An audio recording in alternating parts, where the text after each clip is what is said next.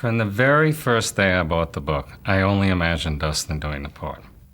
When Bob Benton came into the project and we started working, we both agreed he would be the ideal Ted Kramer. We were writing it for Dustin from the beginning, and it was a brilliant choice on Stanley's part. We finished the script. And we had at that time, his manager read it, who loved it, thought Dustin would be terrific, and we couldn't get an answer. I was working, and it was a very low point in my working and emotional life, because I was getting a divorce, my first one, my only one. None of us think we're ever going to get divorced when we get married, so it was and I had children involved. And also I was having difficulty in the projects I was involved in, and it was literally at a time when I thought, well, I don't want to make movies anymore. I want to go back to the theater. Bob Benton and I flew to London to meet him. He was in London, having come in from Bath where they were shooting. And I called him on a Friday, and it was all arranged. And he said, "What are you doing here?" I said, "What are you talking about?" He said, I said, "Dustin was supposed to be meeting with you. Bob and I are here." "Oh, why don't you meet me 4 o'clock Sunday at the hotel?" He was staying at the Inn on the Park. And I hung up the phone, I looked at Benton, and I said, "Forget it." I said, "That doesn't sound like great enthusiasm. We're going to get kissed off." We went to meet him, and of all the things in my life which define luck, this was it. He was standing in the lobby waiting for us. That's how much he wanted to get us in and out. I think I wanted to meet them downstairs because the minute you have someone come up to your suite, you can't get rid of them. And it's harder, it's a longer meeting, and I did not want to have a long meeting. And we walked in the bar, and the maitre d' said, "Mr. Hoffman, I'm so sorry. If you had called for a reservation, I would have held the table. We're full." And he had to invite us up to the suite. On such things hang amazing consequences. And so we went upstairs, and I started to talk, and Stanley started to talk, and Dustin started to talk. And I was candid with him. And I said, I'm in the middle of a divorce, and it's like those few things in life that you think you're prepared for because you've heard a lot of stories from other people, and you've read a lot of stuff, and you've seen a lot of movies. And until you've been there for the birth of your child or the death of your parent or someone in your family or your own divorce, you haven't been there. And I said, what I am experiencing is just so different and so much deeper than what I read of the novel and what I read in your screenplay. I'm not connecting with it, and because it's something I'm going through, I think it would be too painful for me. What got said between all of us, and who said it I don't remember, that I think got Dustin more interested is that he would be doing the most difficult thing for an actor to do, in a sense, to play himself, which is really hard and requires an extraordinary kind of self-observation and discipline. And there are not many actors with the range and the discipline to actually play themselves. I know it sounds simple, but it's the hardest thing an actor can do. I think Benton, he always smiles, and he gave me one of his Benton smiles and said, well, what would you like to do? I said, do you want to go in a room with me and spend a few months? I think Benton said yes, and Stanley chimed in. I said, I'm not looking that we write the story of my experience, the facts of it, but I think the truth of it. I moved into the Carlisle Hotel, and Bob and Dustin would come every day, and we'd spend approximately 12 hours or more every day talking about the screenplay, talking about life, and trying to find the truth that we could bring to the screenplay. And that's how the process started, and it was long.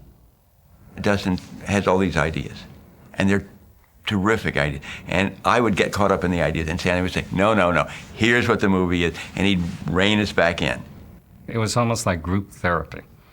Talking, knowing that no one would repeat outside what was being said.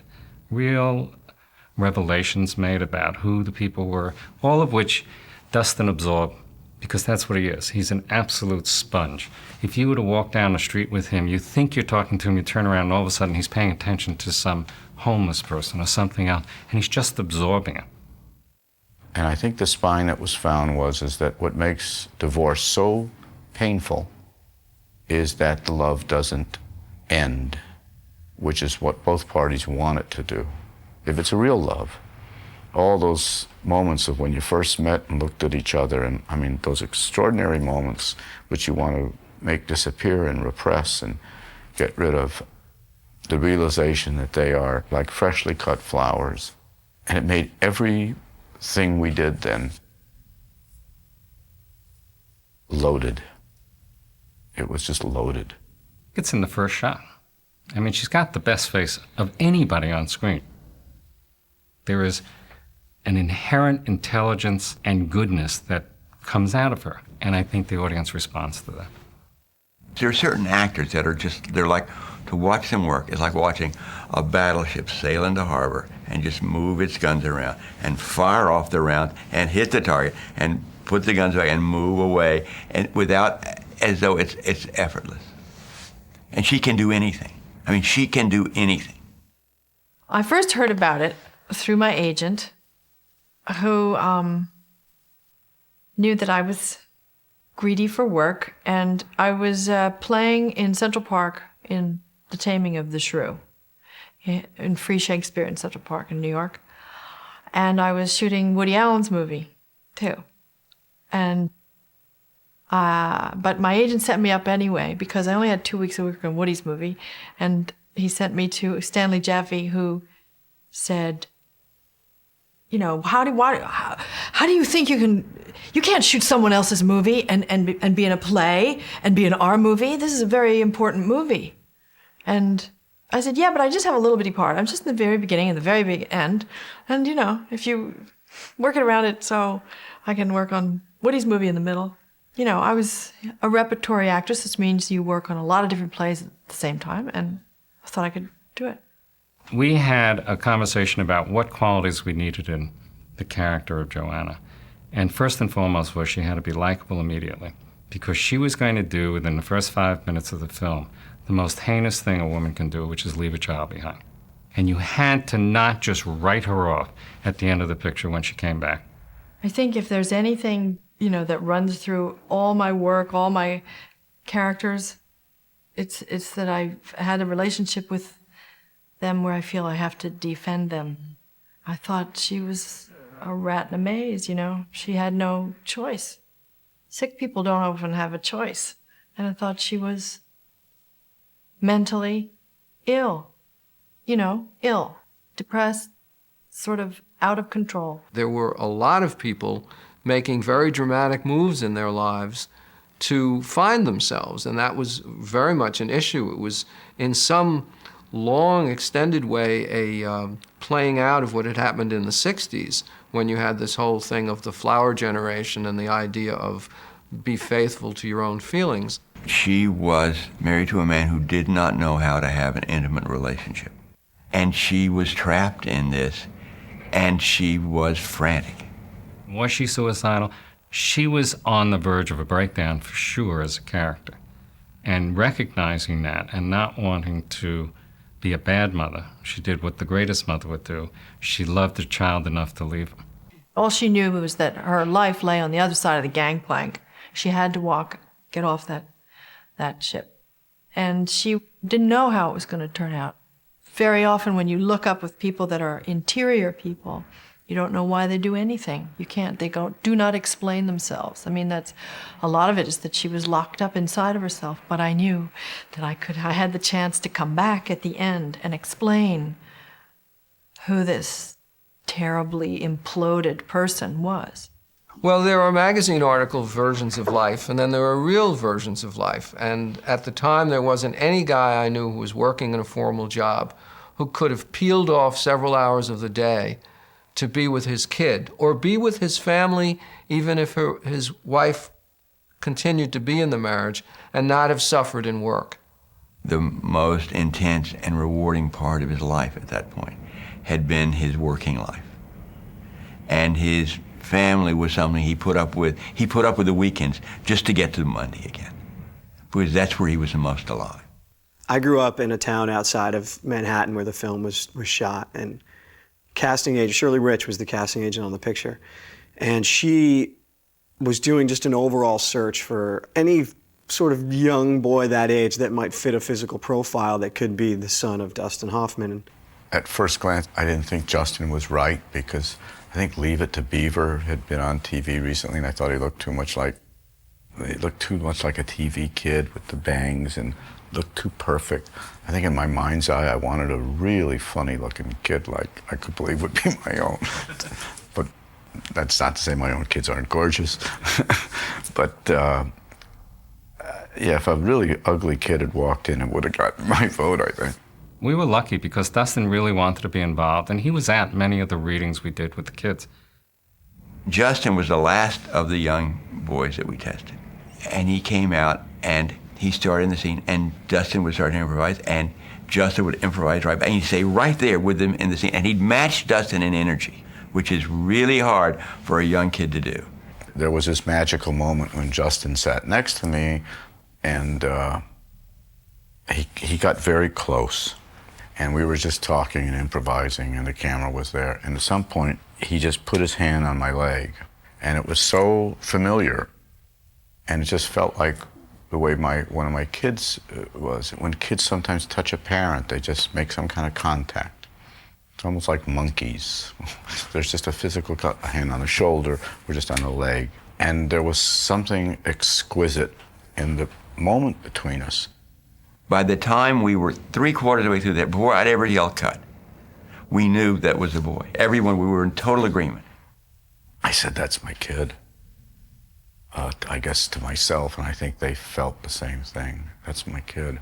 Dustin said it best. He was the hardest actor that he worked against in his entire career because there was no such thing as dishonesty. Everything was honest.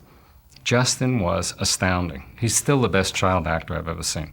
The French Toast scene was just some awesome acting by Dustin Hoffman. You know, we ran through that scene, and when it rolled, it was a completely different thing. I think that whole thing of folding it up, dipping in, okay, and I mean, that's all improvised. I can't remember if even getting burned at the end was improvised or whether Bob had written it or whether it was in the book, but we still found ways to improvise the moment. Justin would come onto the set and we would tell him what was going to happen that day. The script supervisor, a wonderful one named Renata, would go and run his lines with him. And then we would sit there and rehearse. And then he and Dustin would run lines and rehearse together. And I said to him at a certain point, because we took to each other, Justin and I said, Justin, you don't talk like that. I said, that sounds like kids on TV in those sitcom shows or something. Okay, Dad, or something, you know. I says, you know, and he kind of looked at me, you know, he was very bright. And I said, you know, you're kind of very mature, and you know, you don't like play it was like a kid playing a kid, as I remember. I think Bob told the parents, and they were shocked, I think, please don't let him memorize the lines anymore, don't let him prepare. Just bring him in, we'll take care of the rest. A lot of things came from Dustin. The ice cream scene, which most people think is the classic imprinture of the film or signature of the film, is wonderful because it's truthful. We all who have children have been in that moment. All are terrified at the frustration that you start to feel. But that's not in the writing. That I do remember, because that was something I think was my daughter Jenna had done to me, you know. And I told Justin the story while we were sitting there getting ready to do that scene and talking to the crew. I said, you know what this reminds me of? And I tell him a story about Jenna. I says, did she just go to the freezer and take it out? She did that once. He said, what'd she do? He'd get all excited. He might have met Jenna. And I said, well, she violated, you know, she took it, she ate it. He said, I want to do that. And I remember, you know, I said, go ahead. And right away you see the cameraman and lighting guys saying, we're lighting for the table here. We're not lighting for the refrigerator. And it was wonderful. We just had fun. We were having fun. He was really doing it. And I said, I got to talk to Bob. And Bob was in the next room talking with Stanley Jaffe about schedule. When Dustin had an idea, he says to me, don't say no till you've heard me out. And so all I wanted was say no, but I said, okay. And I just remember Stanley went, he just, you know, because, you know, this was a relight. This was another 30, 40 minutes, and then he acquiesced. It was wonderful. irresistible. It was so much better than what was on the script. It was perfect. It's like making a reservation at a restaurant that you really like, and then on the way there you see some other place and somebody in the car says, let's go there. It's pretty tough to get everybody to say, okay, you know, it's a restaurant we haven't tried before. Most people I know try and make the generic picture, and we try to make the specific picture, thinking if it happened to us, it certainly happened to others. It's a different way of making movies and probably not fashionable now, where things are cut together much more quickly. But in the olden days, in the 70s, behavior was interesting to people, and very often, I remember Dustin screaming, don't cut, don't cut, don't cut! Because the stuff that comes before a take or just after a take, sometimes that's when most purely you live on screen and most effortlessly the story's told. Part and parcel of being with Dustin Hoffman was improvising. And I had come out of improvisational theater myself, being part of Second City Workshop under Paul Sills in the 60s. So I loved improvisation. I was very comfortable with it, very happy with it, but I was very glad that Benton was there to do the finished product and the writing. Jane was special. I mean, it is a small part, but she wound up with an Academy Award nomination for it because she brought such, again, truthfulness to it. The normality of two friends talking about nothing. It's one of my favorites. It may be my favorite scene in the picture, strangely enough, because it was so honest. Just two people who liked each other sitting in a park, watching their kids and talking. That's a great example of a scene that was partly written, partly improvised, because by that time, they knew each other. They knew the characters so well. They could move the way they wanted to move. The words were just words that were stuff we had to, because I remember that we just sat talking a lot, even between takes. We were just trying to get into that. So how you doing, Jane? So how's life with you? So got a boyfriend, anything, whatever? How you doing? What's your longest relationship? I remember that Nestor set the shot up so that I would fall onto a series of mats that were placed around the jungle gym.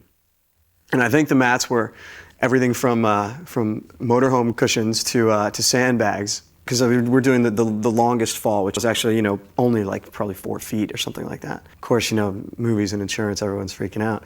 So Stanley says, as right before we're about to roll, I think, he says, let's put a perimeter of people around in case, something happens. And sure enough, I missed the cushions, and I think that Stanley actually was the one that sort of bounced me back towards the cushions. And then we set up for Justin just to be lying there in, the veritable fake blood. When he knows he's got to cry. I think it was the first time he had to cry in the movie, and he's like any actor. My God, what am I going to do? I've told this story to friends, and they look at me like I'm brutal. And I say, oh my God, how could you do that to a kid? But you'd have to have been there to understand this relationship. And I just started talking to him about, I think about how much I loved working with him and how much the crew loved him. He didn't know at this point how temporary the relationship is with a film crew and a cast, and that when it's over, it's over. And sometimes you don't see anyone ever again, and sometimes you just see them once in a while, but it's not ever going to be like this again. And I just was using words like this because he really enjoyed working.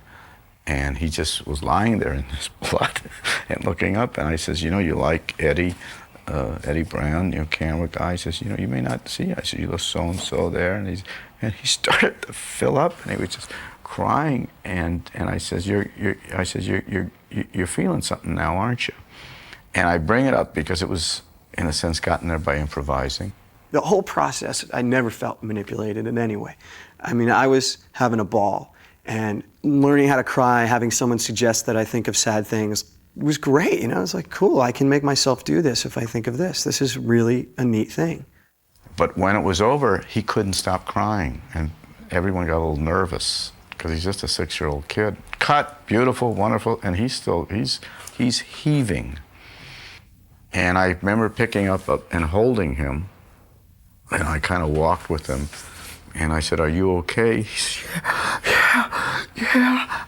I said, you sure you're okay? He says, yeah. And he's coming. I said, you really did a good job there. Did it feel like you did a good job? He says, yeah. I says, well, how do you feel about that when you do a scene, you really cry. And he went, I feel terrific. And it was streaming. And I says, you're an actor then. That was the critical moment, is that Meryl comes back and says, I want my kid back, right at the moment when I become father/mother. That was her scene. And all I'm hearing when I'm doing the scene with her is, I want Billy. And we rehearse it a few times, and she's, it's her scene. But I remember going out to Benton saying, something's wrong, it's not working. He said, what is it? I says, I don't know. I said, there's just something, I'm really angry by the end. I know that I am really pissed. The shattered glass in the restaurant scene was completely Dustin's invention and spontaneity. I think it was an improvised moment. It was the best of what improvisation can be. To the cameraman, I said, see that glass there on the table? You talk like convicts in the joint. You don't want the guards to hear you. See that? He says, yeah. I says, okay, just tell me if I whack that before I leave, and I'm not going to whack it, I'll be careful, I'm going to whack it at the brick wall, because I don't want to hit her or anything like that. It's not a breakaway, it's a real, have you got it in the shot? Just move it a little bit to the left. So I go back there, he says, and I'm looking at him and he's going. Nobody knows what we're doing. So he's ready for it. And Benton knows that I'm saying, I want one more, I want to do something. And Meryl knows I want to do something. People, but they don't know what. And she's not expecting any of this nonsense. And we do it. Felt wonderful. And she really, and she's not acting. But, Meryl does a lot of, 99% of her work is not acting either. So, she's spontaneous, but she was very spontaneous here. And I remember she was pissed. I found out much later while we were doing the publicity, when people talk about this, that he was mad at me. And I didn't, Dustin was mad at me, Meryl, and I didn't know that. I still don't know why. I read some of the stuff that came through, and he was doing the interviews and saying that he was so furious with me, and I was playing a game with him, and it's like playing tennis with, Pete Sampras or something. You got to be on your game, and I don't know how to play tennis, and I wasn't in a competition. I'm sure I was acting out on her throughout the movie, stuff that I was feeling toward the wife that I was divorcing in real life. It was the first time I ever made a movie where I was living through what I was acting. Unlike a writer or a painter, let's say, who gets up in the morning and can exorcise what they're going through. We get stuff in the mail. So, it's quite unusual to be getting a divorce, my first and only divorce. At the time, I'm shooting a movie about a man getting a divorce. And people said to me later, it must be very, very painful. I said, no, it was great. It's like Justin saying, I feel terrific, because it was a wonderful feeling. Just show up. Just show up and turn the camera. He transformed his anger into the glass instead of me. So I guess I should be grateful.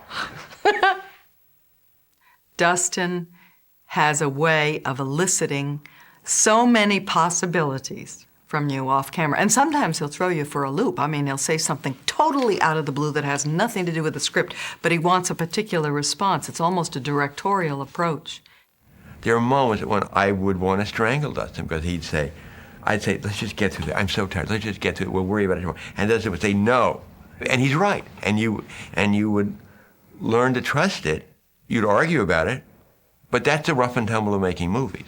You've got to allow people to find stuff, as long as it stays within the limits, within the boundaries of the picture you believe in.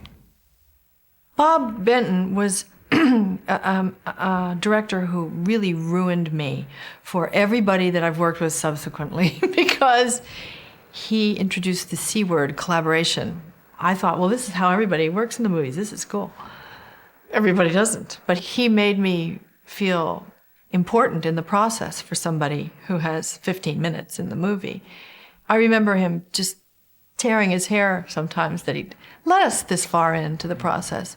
He is a gentle, sweet human being, first of all. And I think that that is what makes him a great director, because he knows where to go with something. And he knows that in order to get actors and moments to achieve something, you can't force it. You can't push something. He never tells anybody no. He goes, that's very interesting. That means usually, I think it's the worst idea I've ever heard. How do I get you out of the room? But he's very smart about listening to people, listening and ultimately filtering out that which he doesn't like and keeping that which he does. He doesn't have a pride of authorship. If you can make it better, make it better. You know, I was working on Woody's film at the same time, Manhattan, and Woody would say, there's a comma in the middle of that sentence. It's there for a reason, and maybe you should just do it the way it's written. Okay? And I was like, okay. But see, I'm working across town on this other thing, and he lets me do whatever I want. By the end of that movie, no other director said that to me. He says, I want to give you screen credit on this. Will you share screenwriting credit with me? And I, like a fool, said no, because I would have had another Academy Award on my... There is this speech I've written in the courtroom. I like the speech. I like the sense of the speech. I like where it begins. I like where it ends. But I feel as though it's a speech written by a man put into the mouth of a woman. Would you rewrite it and come back to me with it?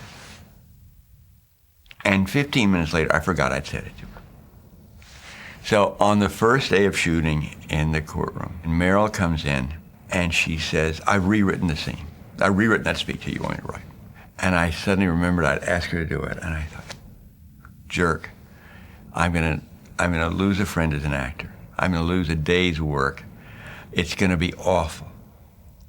So I say, okay, let me look at it. And I said, it's handwritten. It's not even typed out, and it's too long by about a fourth, but it's perfect. I've never been divorced, but I have friends who've been divorced, and when that moment when you realize that it's lawyers talking to lawyers and things always distort, that's when you've really divorced. It's when you've really lost each other, because you can't even speak to each other and you don't know each other. So in a way, that's why maybe courtroom dramas are so compelling, because people put their hand on the Bible and swear to tell the truth, and they tell an intimate truth as well as the one that's going to get them what they want. Something had happened in the shooting of that Benton had caught. It's one of the best moments a director has caught in my career as an actor. As a film actor, 35 years or whatever it is. He caught it. And that is that this is very personal stuff, but Meryl had lost her boyfriend recently before the film. John Cazale, I think is the way you pronounce it. He had been in, Godfather, Dog Day with Pacino. And I knew she wasn't over it. I mean, I know you never get over these things, but she was not over it. I went over to Meryl and I just said something to her. I don't remember what it was, but it had something to do with John. I think I asked her to look at me at a certain point. And my nod didn't have anything to do with the lines, what we call the text. My nod had it to do with that I know she's still feeling the loss of John, because I had said something to her about that. And it was just something happened. Benton happened to look over to see what she was looking at off camera and saw me go like that. And afterwards, he got very nutty and excited and came over and said, what was that? What was that? She went like this and you went like that? I said, no, I was just... He says, it looked like you were telling her she was good. He says, I want to reshoot your side. I got to reshoot your side. And again, that becomes a signature moment in the movie, because these two people loved each other. They were fighting over custody. And despite themselves, and that's what it literally is, despite yourself, you're connected. Whatever it was they shared as a dream as a couple, They were struggling, they were starting out, and it went away. There's a terrible tragedy to that. They're forced to listen to one another. They're forced to hear one another. They're forced to remember that they love one another. That's the pivot on which the narrative shifts, that courtroom sequence. And it's vitally important. It is where reconciliation begins. The most important thing was that there was a resolution in the relationship between Ted and Joanna. That didn't mean they were getting back together, but did mean everything was going to be okay for them and for Billy. She is the one who does the final, totally heroic act. She doesn't give up Billy, not because she doesn't love him, but because she does love him. I do know that I was really, really pregnant when we shot the final scene. And I think it's a great way for an actress to get a close-up because it gets you down here. She looked at me as Meryl, and she said, "How do I look?" Because she just cried in the scene that we shot before. It was mascara, whatever, and she didn't want it dripping or whatever. And she had been cleaning herself up a little bit for her last shot on the screen. And I said, "You look terrific." And Benton said, What'd you say? And I said, "No, it's just, I said, she wants to know if she looks okay for her last shot." And he knew that was the end of the movie. Oh, I don't think that's the end of the story. I think that they're in process. When you have a child together, you can get divorced, but you're in each other's lives all your life. She's on the ship again. They're not living together, but they're all going through it in a way together. Who knows where Billy, I'm sure when he got to be a teenager, he was sent right over to his mother's. I was very surprised by the success of the film. I mean, I knew it was a wonderful story, but I thought it was a small story, and it turned out to touch many, many people. For me, it was a really wonderful experience. It was wonderful. I went into this not knowing anything and came out on the other side a completely different human being.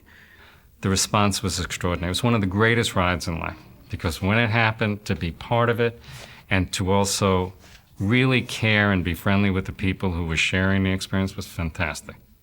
When I saw the film, came out and stood on the street and everybody said, "Wow, wow." Who knew that's what Benton was doing back there in his little brain behind the camera as we were shooting? I was surprised that teenagers went to the movie. I would have thought it would be the kind of movie they would have stayed away from. But in fact, either their parents were separated or divorced, or their best friend's parents were separated or divorced. And they needed to know it was going to be all right without reducing them to platitudes. There was this court stenographer who was working that day as the court stenographer on our movie. Figured I couldn't find an actor who could do it as accurately as this lady who did it in real life. So I talked to people, and I was talking to her one day in between takes. And I was saying, "So is this what you do? Do you do divorces?" And she said, "Oh, I did them for years, but I burnt out. I couldn't do it anymore. It was just too painful." She said, I really love what I'm doing now." And I said, "What?" She says, "Homicides."